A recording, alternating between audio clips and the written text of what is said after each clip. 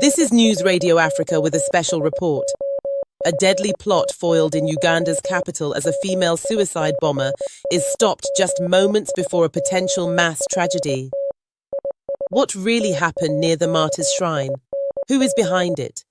And what does it reveal about the growing terror threat in East Africa? It was supposed to be a day of peace, prayer, and remembrance. Tuesday, June the 3rd, Uganda's Martyrs' Day. A time when thousands gather to honor the legacy of 19th century Christian converts who were executed for their faith. But just after sunrise, a loud explosion ripped through the air in the quiet suburb of Munyonyo, Kampala. A motorcycle carrying two individuals, one of them a female suicide bomber, exploded outside the Munyonyo Martyrs' Shrine. Ugandan security forces say their counter-terrorism unit intercepted the attackers before they could reach the shrine, potentially saving hundreds of lives. They added, a counter-terrorism unit this morning intercepted and neutralized two armed terrorists in Munyonyo.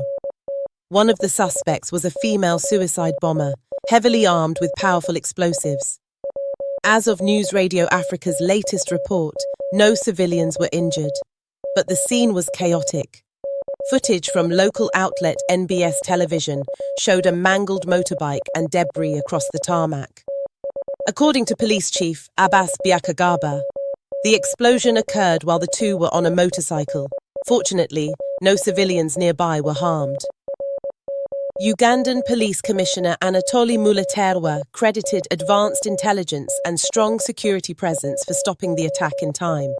He added, our forces were heavily deployed, and surveillance was extremely tight.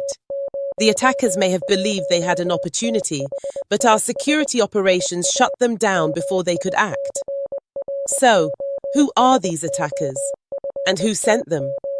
Authorities believe the assailants were affiliated with the Allied Democratic Forces, or ADF, a shadowy Islamist rebel group originally formed in western Uganda in the 1990s. After being pushed out of Uganda, the ADF relocated to the volatile Eastern Democratic Republic of Congo, where they regrouped and escalated their attacks. In recent years, they've pledged allegiance to ISIS and have been linked to deadly bombings in Kampala and elsewhere. Ugandan security analysts cited, the ADF today operates more like a transnational terror franchise. Their strategy has evolved. They are targeting symbolic events, like Martyrs' Day, to send messages of fear.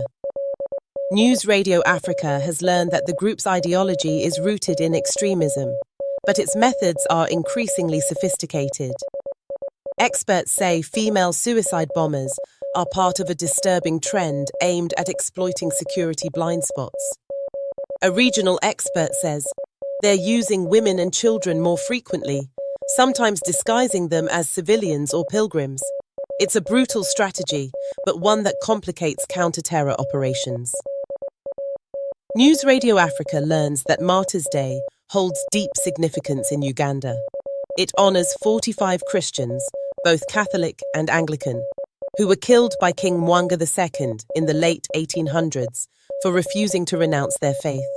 The shrine at Munyonyo is one of the key pilgrimage sites, and it was packed with visitors when the explosion occurred nearby. One of the attendees said, we came here to pray and celebrate our martyrs, not to witness another act of violence, but we thank God for the protection.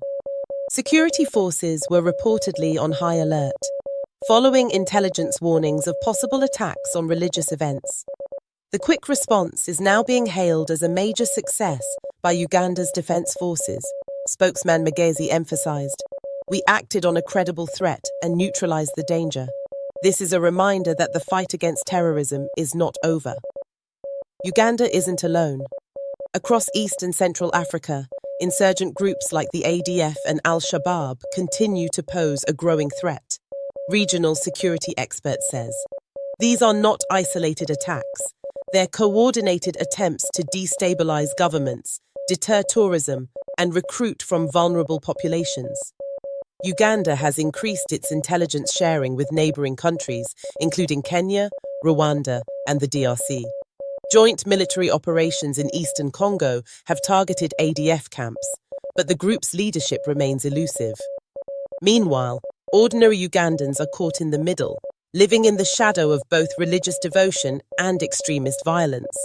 One local resident says, "We want peace, we want security, but we also want to worship freely, without fear." Investigations are still underway. For now, authorities are urging citizens to remain vigilant and report suspicious behavior. More patrols have been deployed across Kampala's religious landmarks. Police say, "We are treating this as an attempted terror attack, and the investigation is ongoing." As Uganda remembers its martyrs, it also stands defiant, refusing to let terror disrupt its spirit. This has been a special report from News Radio Africa. Stay safe, stay informed, and stay connected. Stay.